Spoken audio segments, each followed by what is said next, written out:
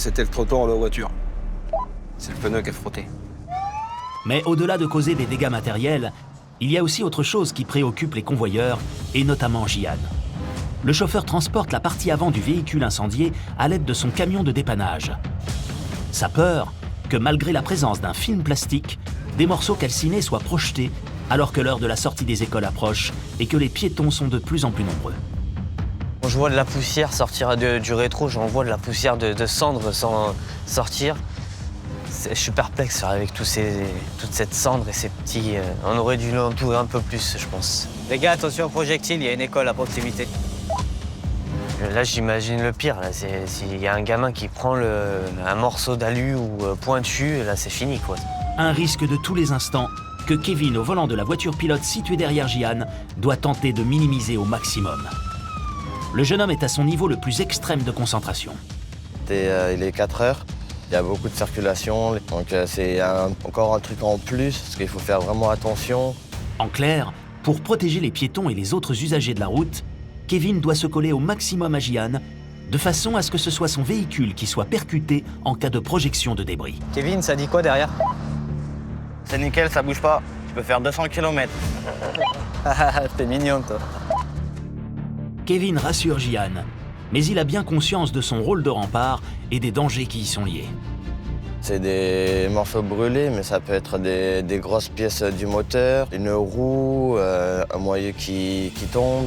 On est à l'abri de rien, vu que tout est cramé, tout est fragilisé. Les convoyeurs enchaînent les passages délicats et à chaque fois avec le même succès.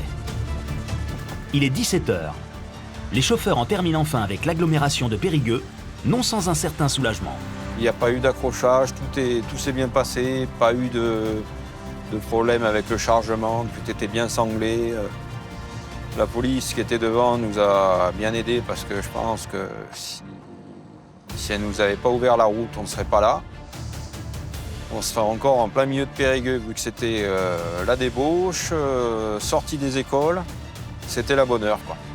Allez, maintenant, on va pouvoir se faire un peu, ouais. Mais le relâchement va être de courte durée. Pour la police, là, on va vous laisser à la sortie de Marsac. Sortie de Marsac. Ok, parfait. Merci beaucoup, en tout cas, pour votre intervention. La ville est passée et la mission des policiers est terminée. Les convoyeurs n'ont donc plus de véhicules pour leur ouvrir la route. On va se débrouiller tout seul, comme des grands.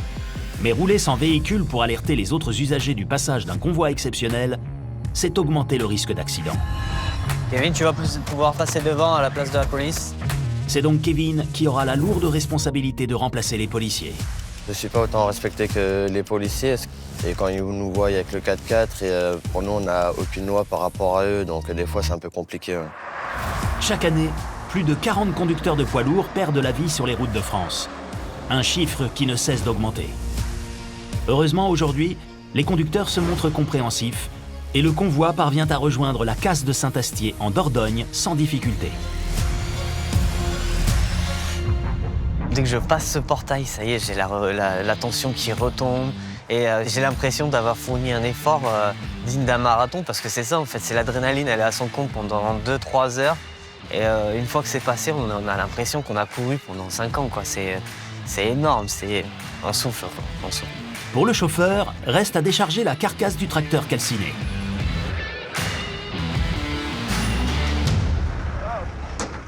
Quant à Cyril, son collègue qui transporte la remorque brûlée, il n'est pas au bout de ses peines.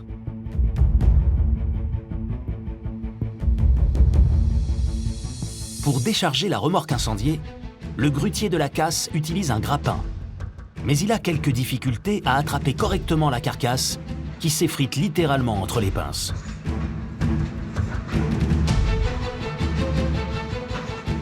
Derrière, il y a les lampes.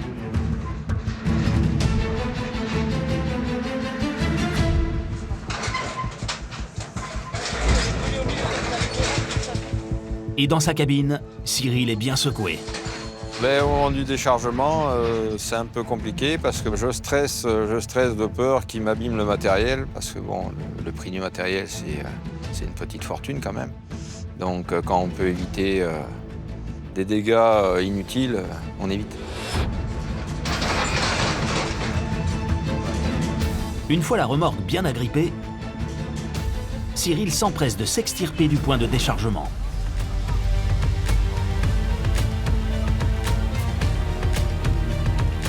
La mission est réussie. La carcasse calcinée est acheminée sans qu'aucun dégât ne soit à déplorer. Pour Jihan, qui était déjà là pour dépanner ce camion lorsqu'il a pris feu, la boucle est bouclée.